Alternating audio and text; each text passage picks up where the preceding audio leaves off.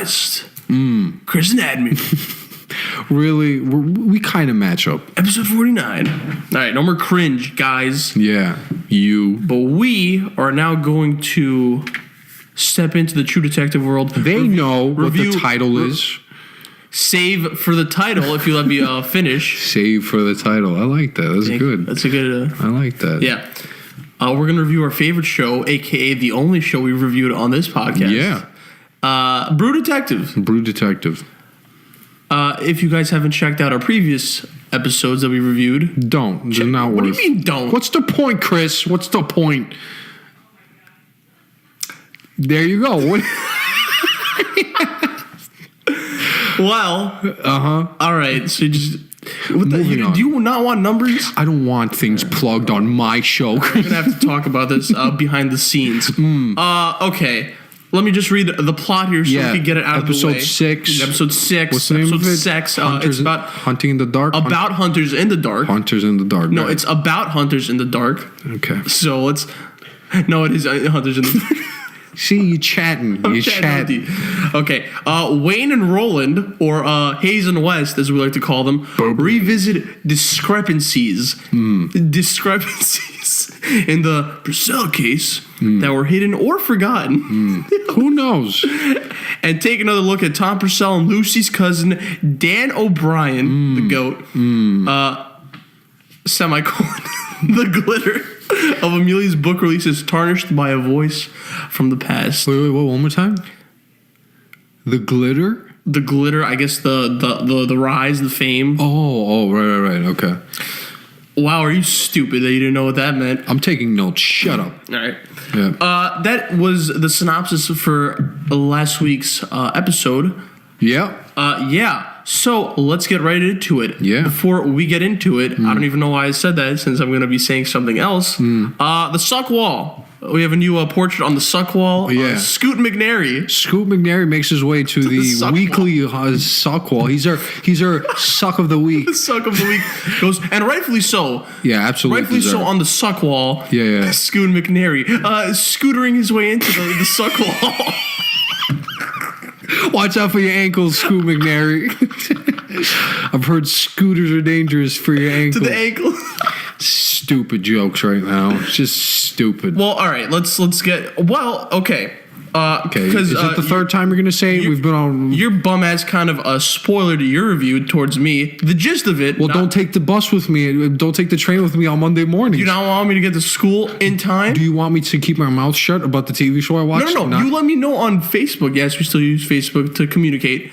That's where the OGs are at. Yeah. Holla at your boys. Tupac is still alive. All right. Moving on. Yeah, that's another one. Take a shot every time you say moving on. I'm adding that to the list. Nah, we'll die. We'll die of alcohol poisoning. We're going to have a shots episode soon, guys. We'll see. But yeah, all right, we're going to have, I think, not that, whatever. We'll just shut up, Chris. We'll just get to it. Get to it. Let's get to the pros, the biggest pro of the week, Scoot McNairy. Yeah. Those veins on his head, man. Yeah. Insane. And not like angry, like yelling veins. They're just veins. Yeah, we're quite good. Like, this is some J.K. Simmons-esque. Oh, yeah, I know what you're talking about. But no, in all seriousness, I thought this... Because I don't think he hasn't been given enough, like... Good, just say it. Just say it. It's his episode. You want to say it, just say it. Well, he's on the Suck Wall. Everyone knows it's his episode. Yeah, it's No, I'm saying that his character doesn't allow him to show much range this season. Yeah, because of what's happening. It's a broken individual. Yeah. But I think this episode was... Yeah, all right. Man, I have Tourette's. But yeah, no, this episode in particular, you saw the official meltdown, the emotion, and it wasn't just like... Well, he's being accused of knowing something. And there's a different dynamic to this episode is that he's being accused now of his alleged daughter. Yeah. Because I think everything previous to this episode was just like, oh, my daughter's missing. But now I think it's got to him. He's hit rock bottom. Yeah. Your take on a Scoot? Absolutely phenomenal. Take a shot. He finally, as you say, gets to like go full out here. We've seen him sad before. We've seen him depressed. You've seen him what? Sad. What? Nothing. Go ahead. So we've seen this before, but I think it sort of hits its peak in this episode. And he does a great job. I think it's a fair. Also, it's so well done that at least I was convinced he has nothing to do with it. He has nothing to do with it. Oh yeah. So if this is in fact somebody who's hiding something, what a malicious person! Because I believe those tears. Damn it! What do you mean, tears? I believe his tears. Yeah. Oh. Yeah, I believe them, and so I really don't think he has anything to do with the murder. Yeah, I also I think this episode was good in the sense that we got back on the actual crime itself, less on our characters, if you will. Okay. So at least that was it moved the plot forward. However, all right, you air your grievances, you little bitch. I'm going to air my grievances right now. Chris, this is HBO, okay? This is a channel that has set standards of Game of Thrones, The Sopranos, The Wire, first season of True Detective. Are you forgetting the show? What am I forgetting? I said The Sopranos. What did I just miss? The Leftovers. The Leftovers, great. I mean, there's a shit ton of shows on this, right? There's shows that people watch, don't watch. There's that much good content. But here's something I don't expect to see on an HBO show. Oh, okay. Throwing around plot points like they're dog chew toys. And that's this episode has two of the goddamn worst plot points I've ever seen in a True Detective show. Oof. Well, I mean, Two of the worst. Granted, you haven't seen the second season. I haven't seen it. Okay. You're right. So, yes, very important asterisk on that one because I'd probably go wild on that second season. But so anyway, so you're right. Maybe there is a pattern here. But anyway, the thing I'm talking about, and I told you this when I saw you the next day, the eavesdropping, whatever it is. The scene where Scooty's character The Scoots overhears the cops literally throwing down the exact the info he needs. most important shit that he could need. Like, it was like, wow, that's crazy. You know how many times in life that happens? Never. You know what happens in life? You ask the professor what's on the exam and they don't tell you shit. But apparently, Scoot McNairy's character can walk up to a police station and hear everything that he needs to know. It's amazing. Okay. This is not good storytelling. This is lazy storytelling, and this is not what characters do. Cops don't sit around and they go, hey, damn, we got to do X, Y, Z, blah, blah, in a row. No, man. They, in no movie that's seriously considered as of high standard does this happen, man. This is some shit you see on CW11. This is some shit you see on telenovelas to get one person angry at another person. They're at the door, and then they go, and then dun-dun-dun, music hits, right? The only thing that was missing from this was cheesy music going dun-dun-dun, and then you'd be like, all right, I'm off this shit now. Right? And by the way, I think people should, because if you haven't seen previous episodes, we have enjoyed this. I think this is the first, ever complaint. For me, this was the episode that dropped off from what had happened so far, especially because of how much I liked the last episode, right? So we're going into this. That might be a recurring theme for this week, is that you've liked the previous installments. Right, but this is also you need to keep a standard, man. No, you're right. Sorry, if because of how. Here's the thing. You want to be a good TV show? You can be a good TV show. Yeah. You want to be a fantastic TV show? You got to be You can't do this. You got to be delivering heat. Yeah, you can't do this, man. You have 8 episodes that need to be strung tightly. Because the instant you start doing shit the way this episode ended up doing shit, now I'm unsure about the next 2 episodes. Yes, I may be taking it far. Yes, I will. But I have other reasons why I don't feel comfortable about the next 2 episodes, right? Where I'm not as confident as I was last week. We'll get to your second plot point. Yeah. Second thing. The meeting the uncle has with the 2 of them. I liked the actual scene. The acting, great. Mahershala Ali's character, great. Dialogue on point. So what did you like about this? I forgot. Okay. This is supposed to be a person who has secret information, quote unquote, about the situation, right? I don't know how detectives work because I'm not a detective. Well, maybe. I ride the MTA, Chris. I'm not a detective, all right? Detectives don't ride trains. You don't know that. They're detectives. They have to be undercover. Cars. They have their cars. They have to be undercover. Their cars. You have to be undercover. Go ahead. Yeah, irrelevant. They have the conversation with Dan, right? Yeah. Dan leaves. Yeah.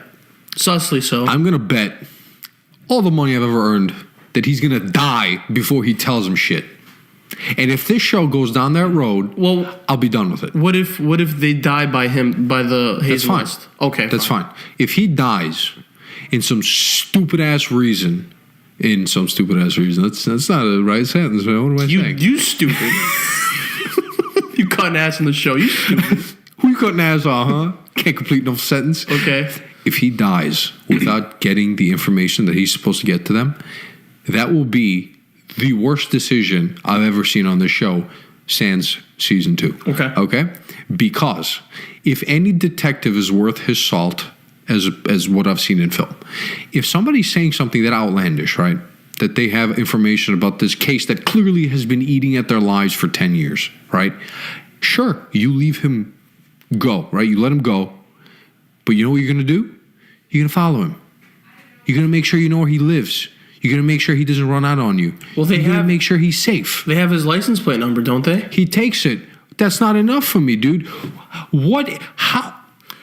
Well, all right. Chris, if something happens to him, Take into account that they're still skeptical of him.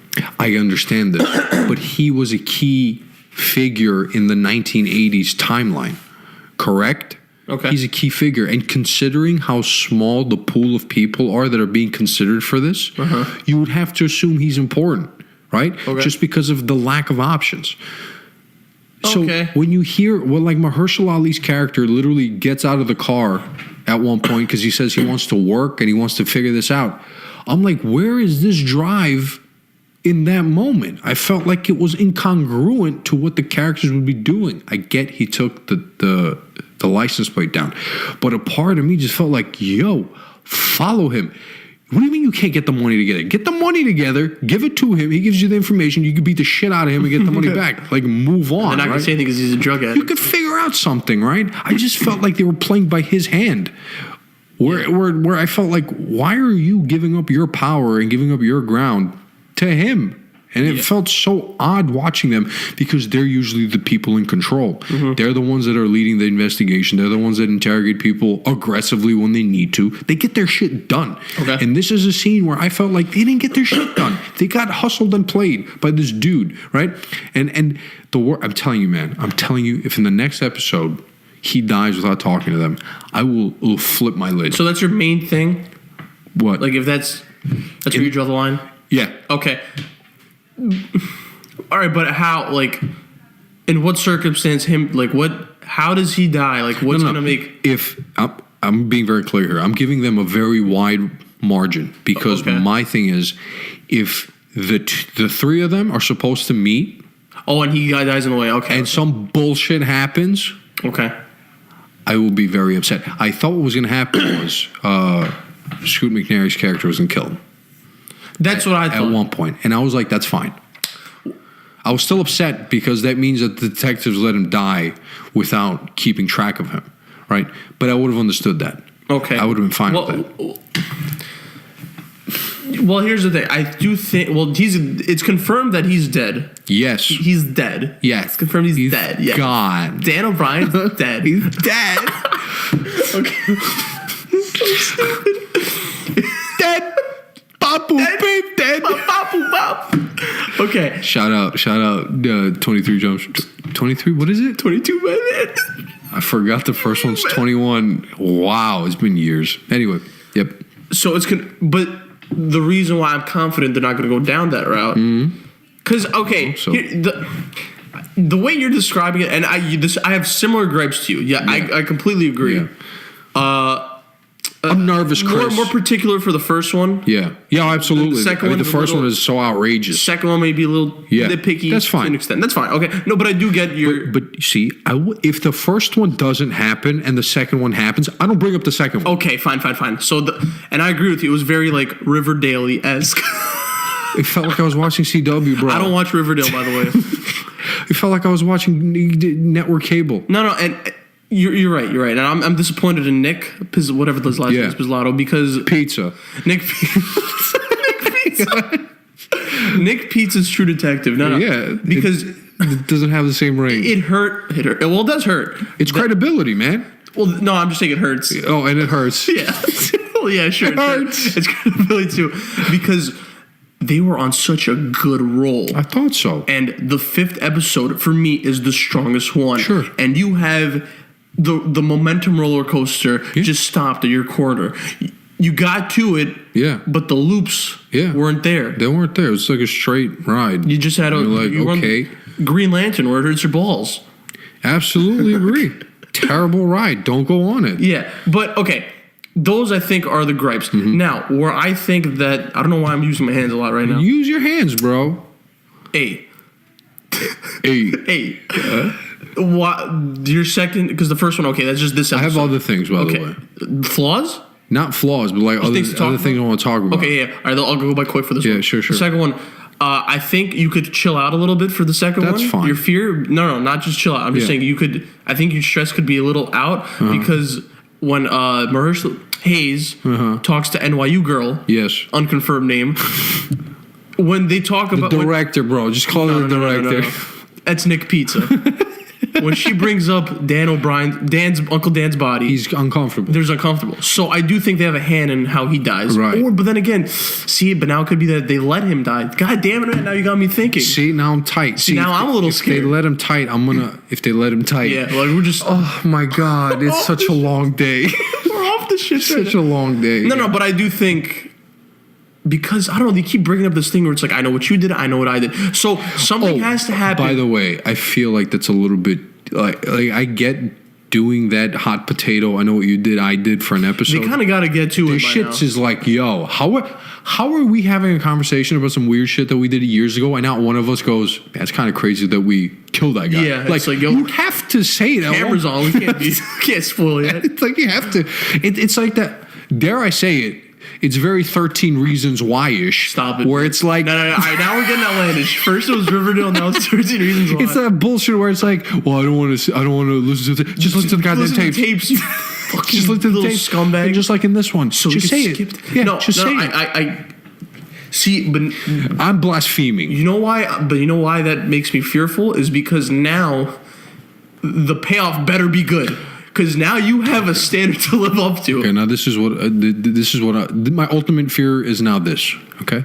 If this story ends with rich people doing weird shit again, what's the point? No, yeah, and again, I'm so proud of it's like my son. I'm so proud of this season for deviating from the first one. Yeah, in terms of like the grandeur that the first one had. Yeah, right? but now if you're going back to the whole elite people doing such shit, yeah, what makes you so different from the first? I don't get it. Because then everything's for nothing. Yeah, it begs the question of like, are we just exploring the same shit over and over again? Like, are there no other crimes we can look at? Are Like, there no other things we can explore? I get it. Rich people do such shit with their time, but I would buy you. You'd buy me? I'd straight up own you, man. Yeah. Damn. All right. I mean, I treat you nice, but Oh, that's okay. At least I'll have this podcast to fall back on. absolutely. But I don't know what Nick Pizza is trying to tell us. I Right don't know. And this is the thing. Like the first, I get there's different themes here. That's fine. yeah, because this show does this season does explore racism and all that. There's other stuff, but for me, if this mystery and I am very cautious now because I'm seeing laziness in the last episode, and laziness usually doesn't start and end in one episode. I hope it does. Rare occurrence. But if the next episode is wavering, I don't know. I might be off this whole I love True Detective thing and say first season's magnificent. I don't know about the rest of it because Oh man, stop. you're taking us through 8 episodes to get to the same point in the crime. It can't be just that. It can't. I hope it's not. I don't think it's going to be.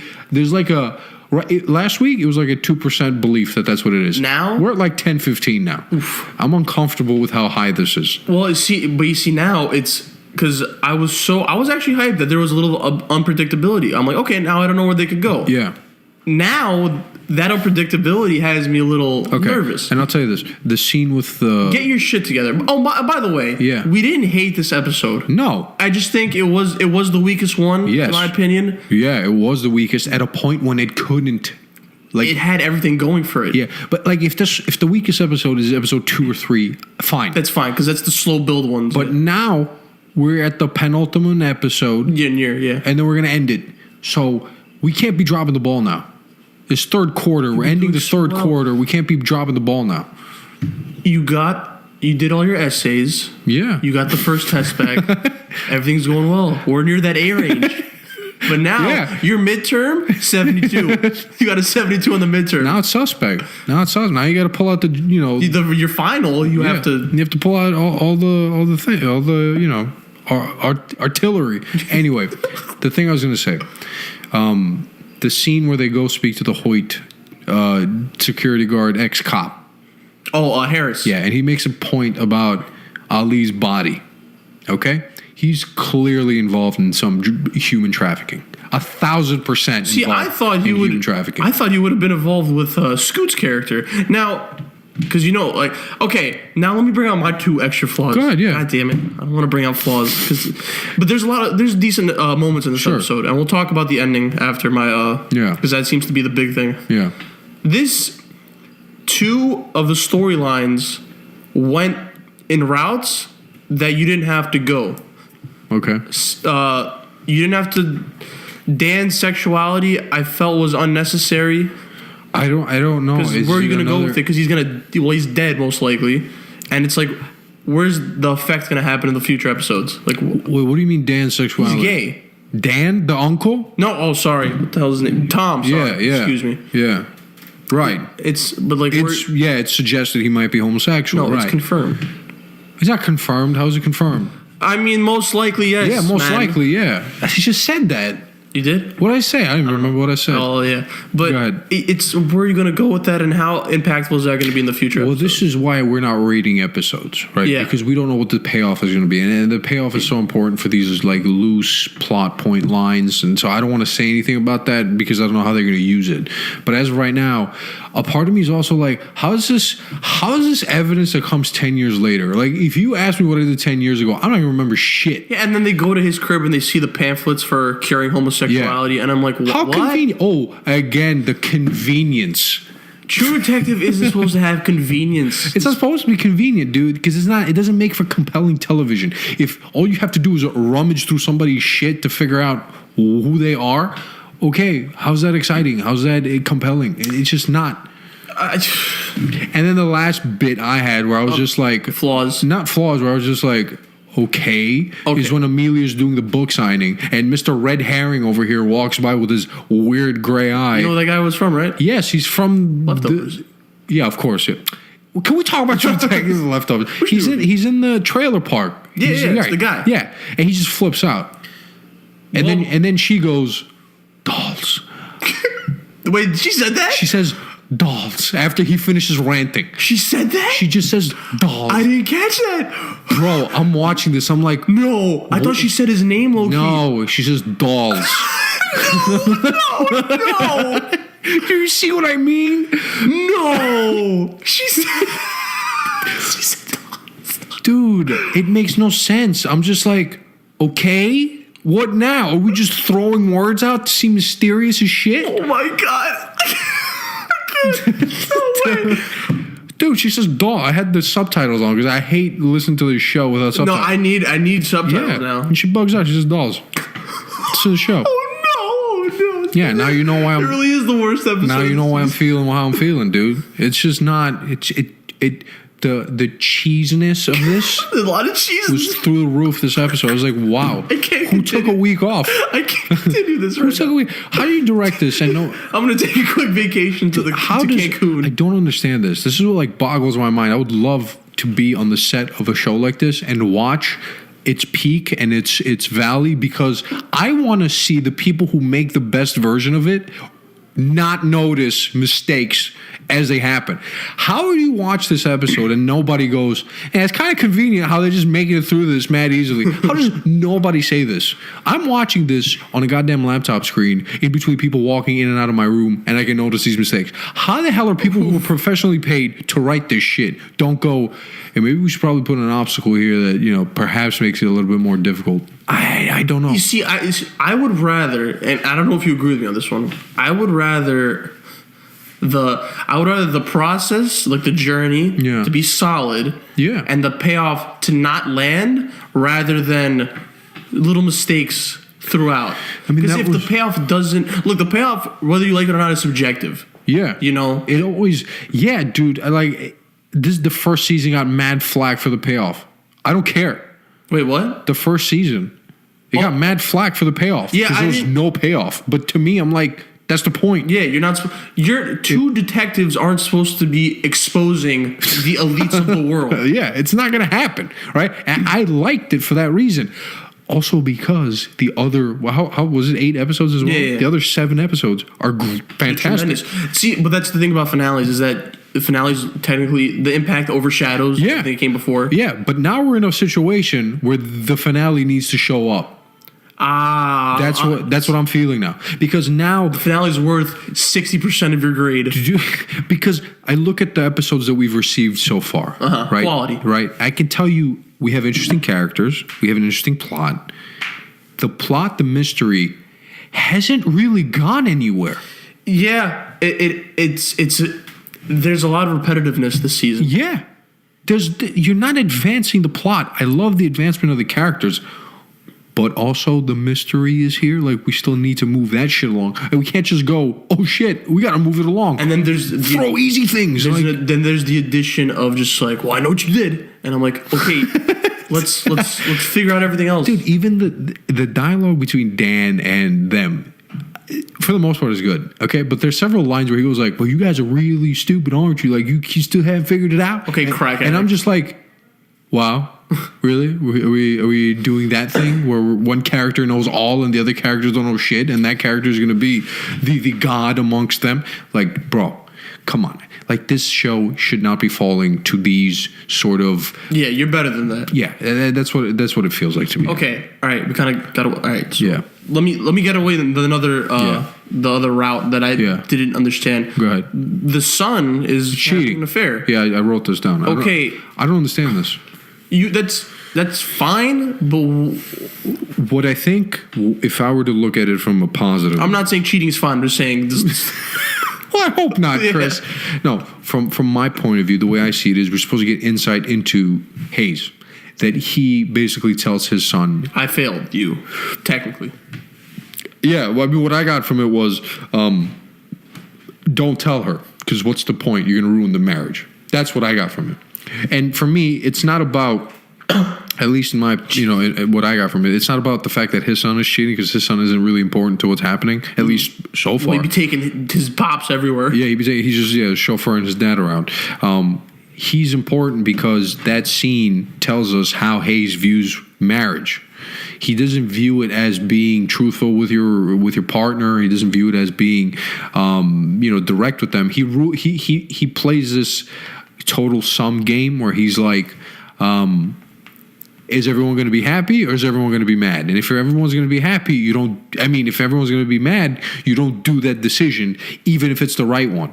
And it sort of feeds into this idea of why his marriage may have failed, right? Because he doesn't seem like the person to have the hard conversations. He doesn't want to have those conversations because he feels like, well, what's the point of us arguing if we're going to be mad at the end of it? No, and I very vehemently disagree from a moral standpoint, but that's not why he does it. It's to inform us, I think, of the character, that he's not necessarily the person that we should be rooting for from this perspective, from the perspective of, does he respect his wife as a partner?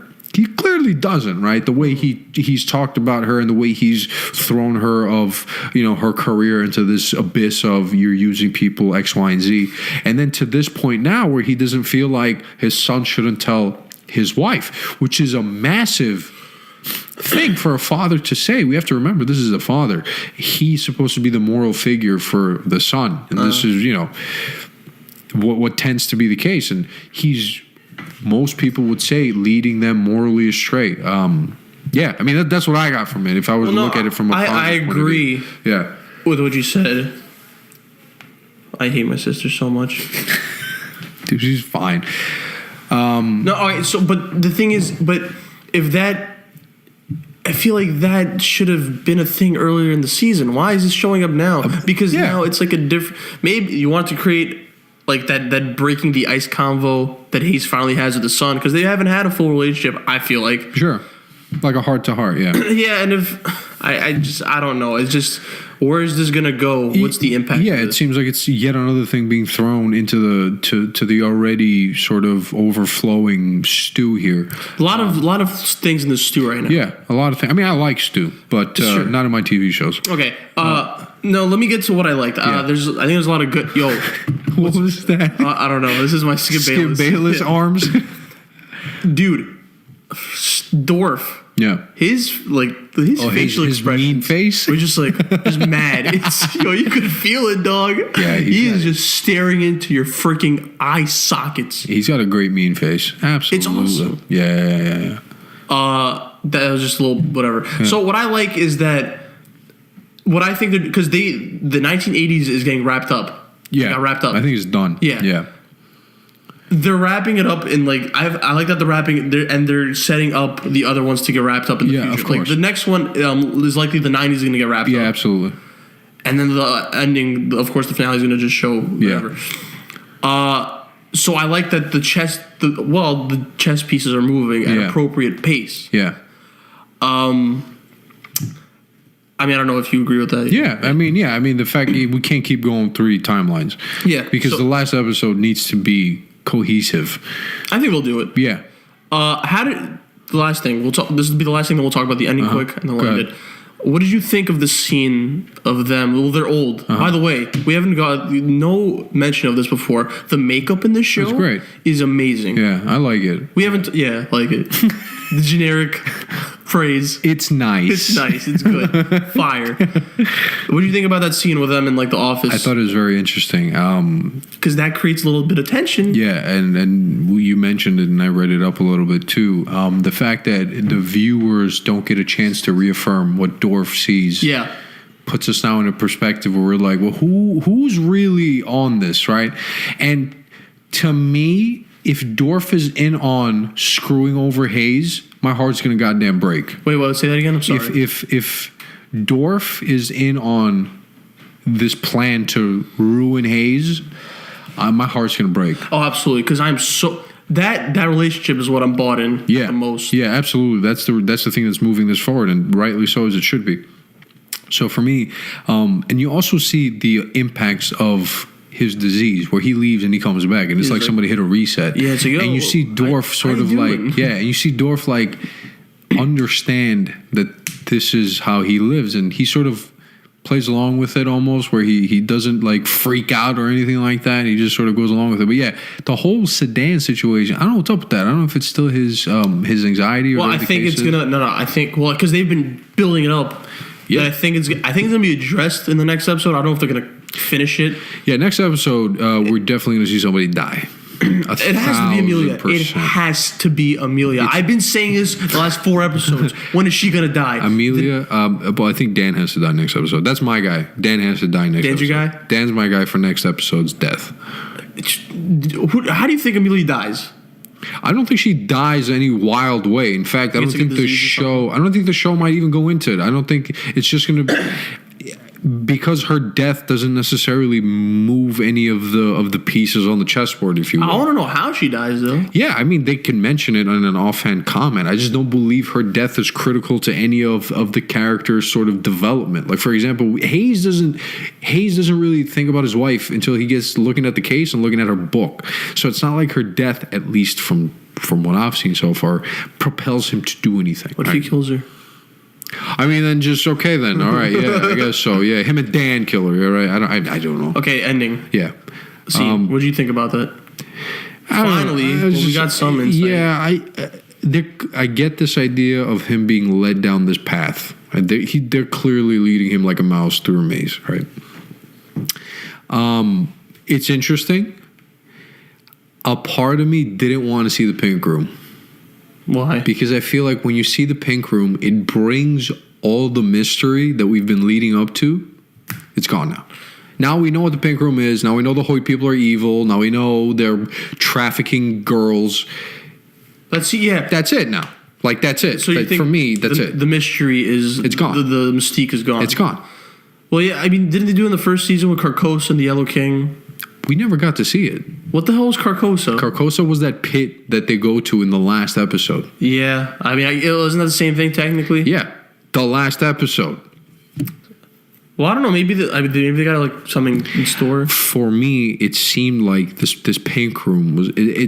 I understand it's supposed to be a physical place. Like, at no point did I believe that the pink room was some wild imagination shit that she came up with. Like, it probably was real. And I get that it was probably a place where she suffered. That's what seems to be the case. Yeah. How'd she get out? We got to know that, too. I don't know. I feel, and I said this, I think, in an episode when we talked about the first time we heard the tape. I think it was last week. Yeah. She's kind of brainwashed. She's into this space of... She's drugged. But whatever the case is, yeah. And there's people, every time they talk about this girl, they talk about her as being different. What's so funny? No, they're not. Just thinking about something else. Go ahead. Yeah, no, they talk about she's like off the rails. Not only is she off the rails, but she's constantly coming up with different names, different personalities. So she's clearly disassociating from who she was to who she is. And that's being fed probably in this pink room, right? It's being fed in this place where they're forcing her to leave aside who she was. And that's why she doesn't recognize her dad, for example. So far of what we know, right? We're only playing. What do we know? Yeah, what do we know? Idiots on mics. So I feel, for me, a part of me didn't want him to find it because it saps away all the mystery. And now, I don't know. I just felt like, okay. And the cliffhanging thing, I'm like, you didn't need to do that. Like, I would have rather him open the door and not see any pink and end it there than me see the pink, bring out all the mystery, and you're like, okay, so she's in that room or was in that room. Yeah. I'd rather him open the door and just, you don't see anything, or you just hear him say, oh shit, whatever it is that he says, right? I'd rather add that, because it's more enticing to me as a viewer, right? Now, you know that the pink room is real. You know Hoyt's involved. You know these people. The girl who Amelia speaks to is key. She says, write the book for what the girls go through. Yeah. It's key, right? And I think it's the biggest telltale sign that they're getting, it's human trafficking, sex trafficking, right? And so, for me, the mystery's falling into place too soon. I hope I'm wrong, right? If I'm wrong, then egg on my face, and it's still exciting. Mm-hmm. But if the mystery falls into place the way we're talking about it, the last two episodes aren't going to be exciting. Yeah. My hope is that they're more clever than a 22-year-old and a 24-year-old. Yeah. Right? And I think they are. So, we're probably wrong. I hope I'm wrong. If I'm right, I don't really want to be right in this situation. Well, everyone knew Hoyt Fields was going to be involved. Right. Right? Sure. I hope they, because again, there's a lot of unpredictability, because she's still not found by the time they're old guys. Right. They're old men. Yeah. Something keeps happening. Yeah. So, again, I like that. I agree with what you're saying. I hope that it just goes in a route we don't expect. What do you call it? The kid. Remember? Okay, I wanted to bring this up. Damn it. So many things to talk about. Remember the kid that they talked to, Mike, in the 1980s? Dog. What? With the dog? The kid that they were supposed to meet? Was it him? I don't know. Like their friend? I think Amelia talks to him, or they talk to him. Yeah. About the dolls? Yeah. Yeah. He's up. He's back again. Where? There's a mention of... Okay, there is a purposeful shot of when Amelia leaves when she talks to the girl that says write a book about how whatever. Yes. And then she gets outside. Uh-huh. No, they look out the window and there's this kid with the truck. Uh-huh. Evidence says that's the Mike kid. Oh, well, I didn't know that. Damn it, I didn't read into it. I was going to, but read into it. Okay. I'll send you the link. That's interesting. Okay. I think he might be a thing. I think also he might have been involved. Cool. I mean, yeah, that's interesting. Yeah. Mike Air something. AR. Yeah, they interview him in school, I think, or I think it's either the kid who saw the dolls or the kid who's supposed to meet them with the dog. So yeah, one of those two are involved. Those two kids, yeah, that's interesting. Any final thoughts to wrap this up? No, I think we aired out our grievances. I think. I have hope. Yeah, I do. Yeah. I'm not just saying this episode ruined the whole season. No, of course not. No. But I have. This next episode is either going to be the best one. It's crucial now. Eggs in one basket situation. Well, we have off the next day. Oh, you best believe I'm watching this twice. Oofa. Sign us out, boy. What? Sign us out. Yeah. GG to Scoot McNair for being on the suck wall this week. Yeah, great week. Just in general. Loving life. Not really. But True Detective, episode 6, Hunters in the Dark. I believe that's the title. Polarizing. Sure. Best word to describe it. Sure, a little bit. Find us out at Stitcher, SoundCloud, Spotify, iTunes, YouTube. Catch us next week with the penultimate True Detective and Fighting with My Family. I'm Chris. The guy across from me is Admir. Peace. Deuces. Oh.